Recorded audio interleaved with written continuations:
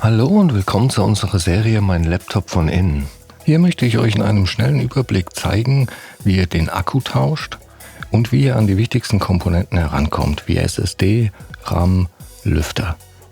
Ich zeige euch dabei das Innenleben des Laptops und auch, welche Besonderheiten es am Gerät vielleicht gibt, was ihr beachten müsst, ob es Tipps und Tricks gibt beim Öffnen des Gerätes zum Beispiel oder auch beim Ausbau von Komponenten. So, ich hoffe, das Video wird euch weiterhelfen und ihr merkt, dass es im Grunde genommen gar nicht so schwer ist, einen Laptop aufzumachen. Legen wir los.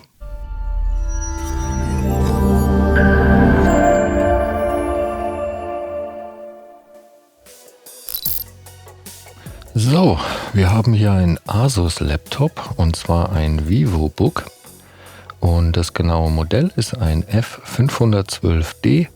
Und ich zeige euch auch gleich, wo ihr das erkennen könnt. Aber erstmal ziehen wir den Netzstecker vom Gerät. So, um das genaue Modell zu sehen, drehen wir den Laptop mal um. Und dann könnt ihr sehen, hier, das ist ein bisschen schlecht zu lesen, Modell F512D. Und mit dieser Modellnummer findet ihr auch die Ersatzteile bei uns im Shop. Gut, um das Gerät nun aufzuschrauben, müssen wir eigentlich nur die Schrauben, die ich euch jetzt hier eingeblendet habe, lösen. Ja, und ich benutze jetzt dafür ein Universalwerkzeugset. Das gibt es auch bei uns im Shop. Ich verlinke euch das mal in der Videobeschreibung, wenn ihr da noch Bedarf habt. Und dann kann es eigentlich auch schon losgehen. Die einzige Besonderheit bei dem Gerät hier ist, dass es 3 unterschiedliche Schraubenlängen gibt. Und zwar hier die in der Mitte ist eine relativ lange Schraube und die 4 Schrauben an der Vorderseite hier unten sind ganz kurze Schrauben.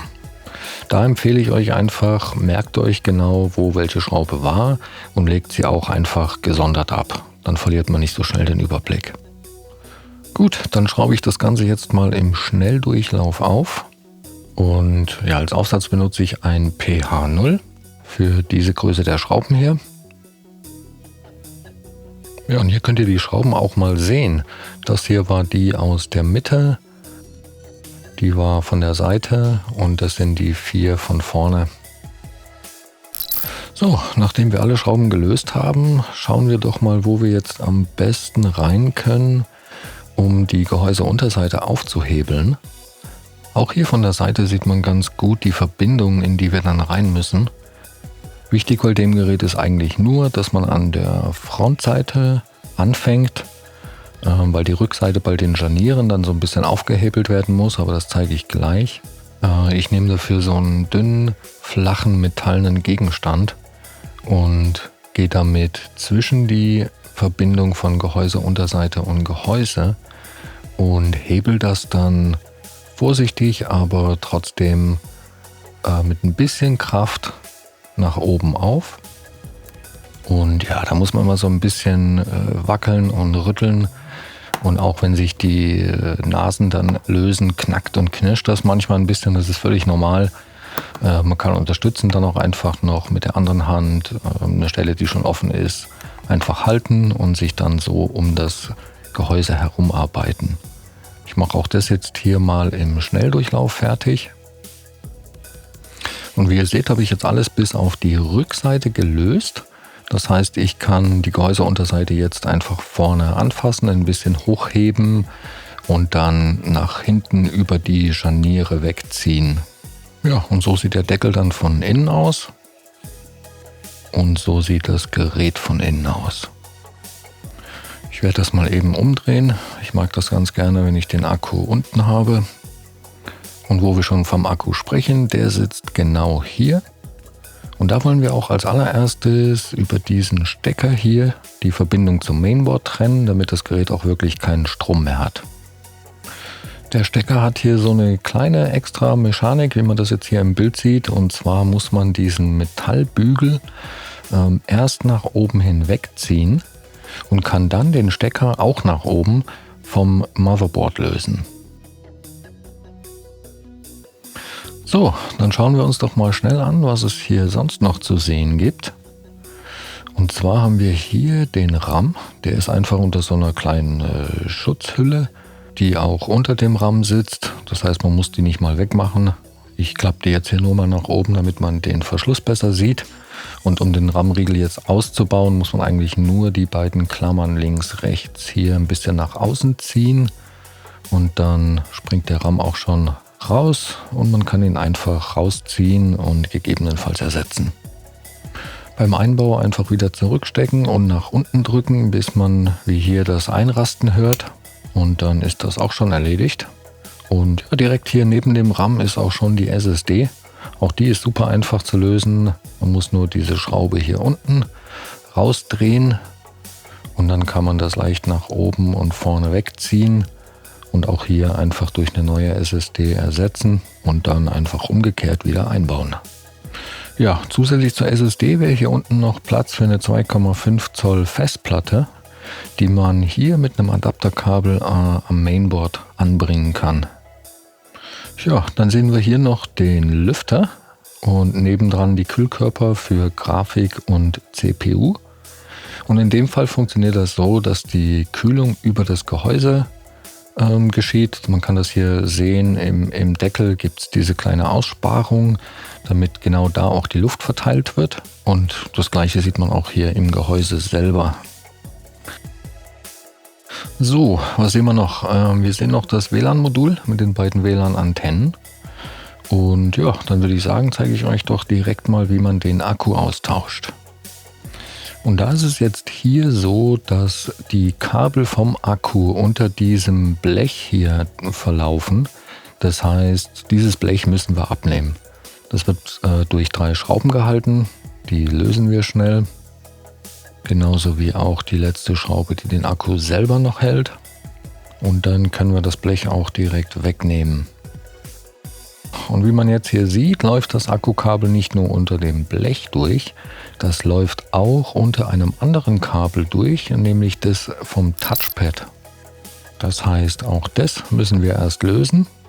Bei dem Stecker muss man ein bisschen aufpassen, das ist ein Kippstecker, das heißt, man muss den wirklich erst von unten nach oben hin wegklappen, am besten mit dem Fingernagel ein bisschen drunter gehen und dann kann man das Kabel rausziehen. Und ja, beim Wiedereinbau auf jeden Fall darauf achten, dass das bis zu dieser Linie hier wieder im Stecker sitzt und dann nach unten klappen, damit das auch die richtige Verbindung hat. Bevor man jetzt den Akku rausnehmen kann, muss man auf jeden Fall noch, das zeige ich hier nur mal kurz exemplarisch, die Kabel vom WLAN-Modul aus der Führung heraus friemeln und genauso auch die Kabel, die hier unten lang verlaufen. Die muss man vorher rausnehmen und da muss man auch später beim Einbau darauf achten, dass die wieder genau in der Führung drin sitzen, dass die am Ende nicht irgendwie gequetscht und geknickt werden. Und dann kann man den Akku seitlich raushebeln. Man sieht das hier links, dass der Akku quasi da drin hängt und da kann man den rausziehen und beim Einbau auch genauso darauf achten, dass der da auch wieder richtig drin sitzt und fest mit den Ösen verbunden ist. Gut, was wir hier noch sehen können ist, dass die USB-Buchsen auf einer separaten Platine sitzen. Die könnte man jetzt also auch austauschen. Und ja, direkt nebendran sehen wir den Lüfter. Der wird von diesen 3 Schrauben hier gehalten. Und da ist auch das Kabel mit einem bisschen Klebeband noch zusätzlich befestigt, was dann mit dem Mainboard verbunden ist.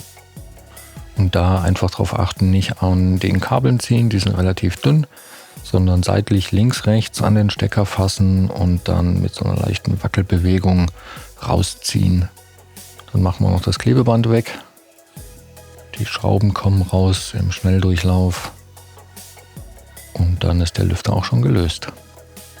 Zum Einbau die gleichen Schritte nur rückwärts. Das Kabel auf jeden Fall schön fest reindrücken, dass es auch wirklich richtig sitzt. Und ja, Schrauben rein und dann ist der Lüfter wieder fest. So, bevor wir das Gerät jetzt wieder zumachen, auf jeden Fall dran denken, das Kabel vom Akku wieder mit dem Mainboard zu verbinden. Da muss man hier so ein bisschen gegenhalten, während man die Metallbrücke nach unten zieht. bis das genau richtig sitzt.